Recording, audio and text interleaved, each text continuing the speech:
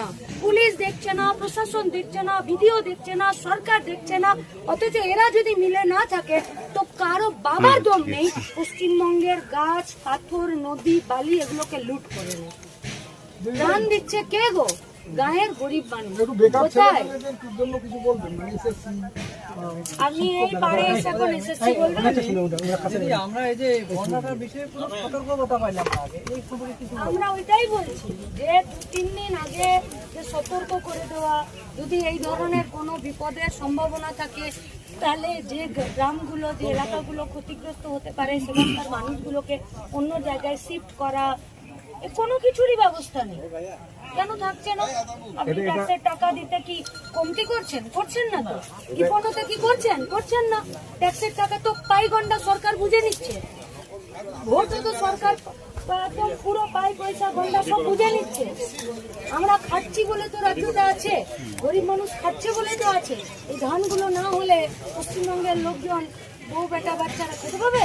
তাহলে করছেটাকে ধান ধরিয়ে, তাহলে এই যে ধানের ক্ষতি হয়ে গেল, এই যে ঘর বাড়ির ক্ষতি হয়ে গেল, কি হবে? এক্ষুনি একজন বলছিলেন যে যার নিজের জমি নেই অন্যের জমিতে আবাদ করেছে সে কি করে পাবে? তার মানে তার ভয় আছে। এরকমটা হয়েছে যে জমির কাগজে নেই, তাকে ক্ষতিপূরণ দেবো না, তার মানে সেখানেও লুট। তাই আপনাদের সবার কাছে আমাদের আবেদন, একসঙ্গে থাকুন, গোটা গ্রামের লোক মিলে কার কি ক্ষতি হয়েছে তার তালিকা বানান। আমাদের কৃষক সভা, আমাদের পার্টি, আমরা আপনাদের সাথে থাকবো। এবং এখানে যারা একদম কম বয়সীরা আছেন তারা একটা টিম রেডি করুন। আগামী দিনে যদি এই ধরনের কোনো বিপদ হয় যাতে আমরা গায়ের লোক মিলে একটু তার মোকাবিলা করতে পারি, তার জন্য যা প্রশিক্ষণ, ট্রেনিংয়ের যা ব্যবস্থা হবে সেটা দরকার হলে আমরা করাবো এক্সপার্টদেরকে দিয়ে। দরকার হলে ভিডিও আছে। এবং আপনাদের কাছে আমাদের আরেকটা আবেদন, একটু পরে আমাদের এখানে ছাত্রের টিম ঢুকবে, তারা এখানে এসে কিছু কাজ করবে, একজন ডাক্তারও বসবে, কিন্তু তিনি তো চলে যাবেন।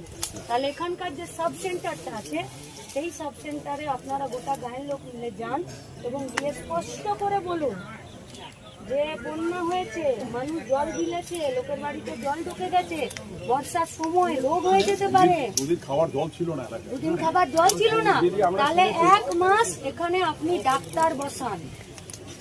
বন্যা হয়ে জল নেমে গেছে কিন্তু রোগ তো চলে যাচ্ছে না, তাহলে ডাক্তার বসতে হবে তো, নার্স থাকতে হবে তো, এবং তাদের জন্য তো ওষুধ লাগবে।